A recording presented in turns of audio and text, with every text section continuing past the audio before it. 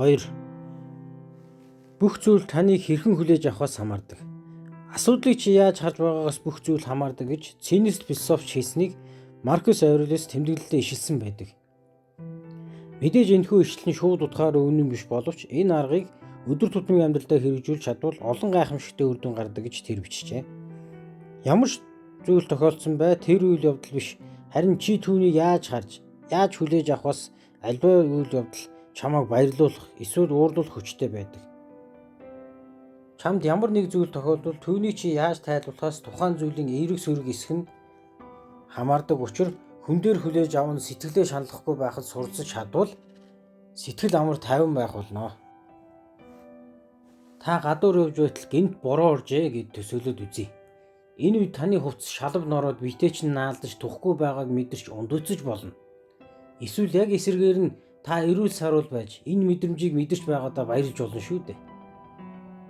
Энэ мэд таагүй сэтгэл зовоосон мэдрэмжийг бодлосоо гаргах, бүр ор мөргөө арилгаж тайван байж шийдэх нь тийм хэцүү зүйл биш. 5-2. Иймд ямар ч зүйлийг эргээр харах чадварыг та өөртөө суулгаж сураарай. Эцээ та юу бодно тэр биелдэг учраас толгой дотроо юу бодож байгаагаа сайн хянах нь зүйтэй. Хүний толгоогоос гардаггүй бодлууд тархинд гүнзгий бүртгэгдэж тухайн бодол тааруулж оюун санаа, үзэл бодлыг дахин загварчилж байдгаараа хүн амьтнаас ялгардаг. 5-16. Ингээд дараагийн аргаа ярилцъя. 3. Таны оюун бодол ямагт таны бие бэлдэр сэтгэл хөдлөлийг удирддаг байх ёстой. Хүн бие болон оюун санаанаас бүтдэг. Бусад амьтдаас хүний ялгарх гол зүйл нь оюун бодол, ургуулсан бодох чадвар юм. Тиймээс байгаль эхээс бидэн зайсан энэ давуу талаа ухаарч үр дүнтэй ашиглах сурах нь зүйтэй биш гэж юу? Хүмүүс юуг нэн тэргүүнд хийх ёстойгоо мэдэж байдаг боловч дандаа түүнийгээ хийгээд байдаггүй. Энэ нь хүн оюун санаагаа бүрэн удирдах чаддаггүй гэдгийг гэрчилж буй хэрэг. Ямар нэг зүйлийг хий гэж бодсон боловч хийхгүй байх нь та өөртөө тухайн зүйлийг хийхгүй байх өөр нэг шалтгаан өгöd байна гэсэн үг.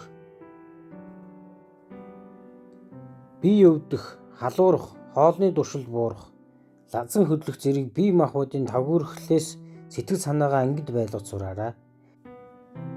Хэрв эдгээр зүйлс таныг тавгүйтгэхэд хүрвэл миний оюун санаа махан биедээ бууж өгөх гэж байна уу гэж өөртөө сануулаарай. 5-64.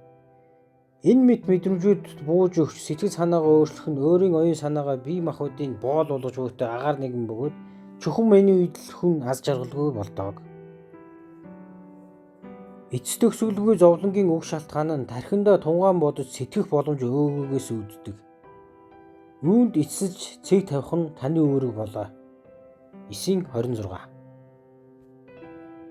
Оюун санаа үзэл бодлынхоо эзэн байх хэрэгтэй. Оюун бодлоо удирдан залж чаддаг болсон цагт л хүнээс ёс зүйтэй хүнлэг үйлдэлүүд гарч улмаар жинхэнэ аз жаргалтай сэтгэлийн амарлингуй байдал хүрдэг. Бүх зүйлсийг учир шалтгаантай зарчимтай хийснээр 10 хоногийн дотор л өчигдөр таныг хүний ядаг мал амьтан шиг харж байсан хүнд та төрөл арилцсан бурхан мэт санагдаж эхлэх болно. 9-16.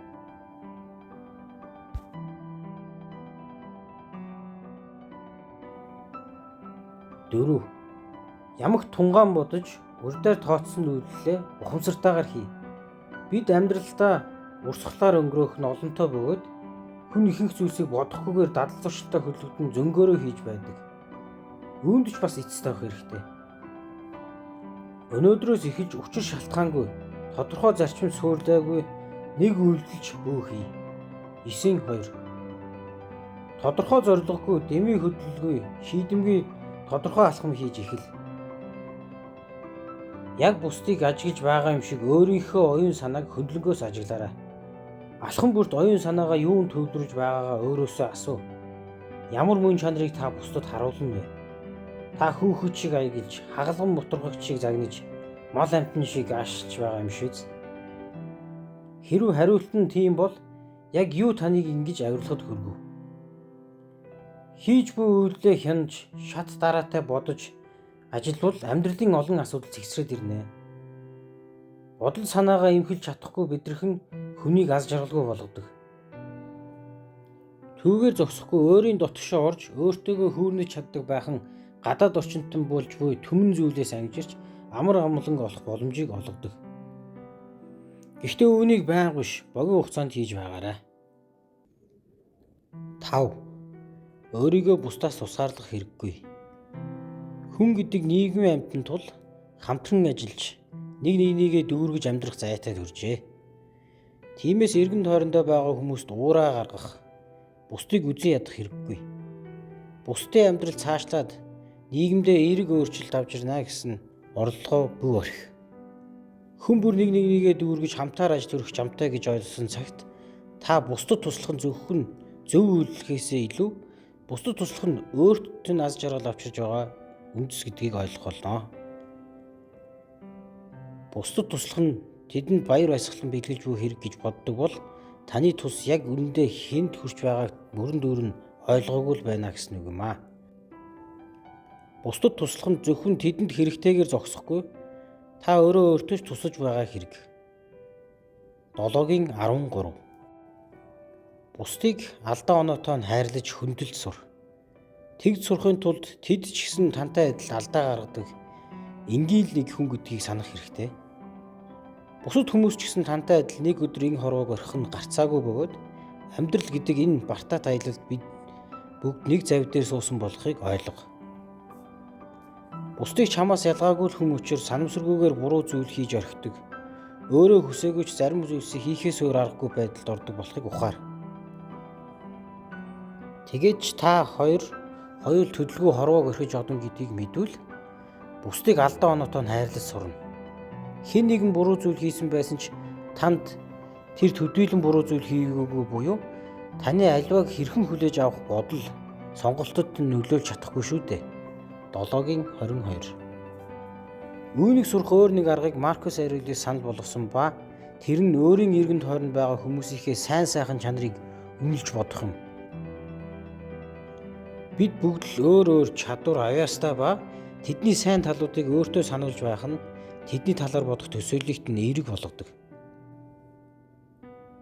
Чамд уран зориг хэрэгтэй болох үед өөрийнхөө эргэн тойрны хүмүүсийн сайн чанаруудыг бод. Энэ хүний дундуршгүй энерги, түүний даруй зан, тэрний сайхан сэтгэл гэх мэт.